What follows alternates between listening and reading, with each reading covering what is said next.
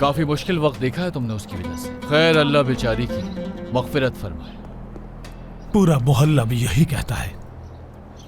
तंग कर दिया था उसने मुझे। हाँ, सही बात है। सब जानते हैं कि तुमने क्या किया उसके साथ। अच्छा नहीं किया तुमने उसके साथ। खैर, तुम्हें भी उसकी वजह से कितने चक्कर लगाने पड़े हॉस्पिटल के। अरे आयशा को गोली मारो तुम। वो जो अमीर आदमी से पैसे लेने थे उसका क्या बना? वो लड़का दूसरे मुल्क चला गया। तुम उसे जाने ही नहीं देते। जब तक वो हमारे पैसे नहीं दे देता उसे रोकना चाहिए था। आजम, जो होना था वो हो चुका है, समझे? खैर, काम के लिए तैयार हो जाओ। आज रात पैसेंजर्स आने वाले हैं हमारे पास। ठीक है, फिक्र ही नहीं करो, मैं घर से होकर आऊंगा। आखिर वो मेरी भी बेटी है।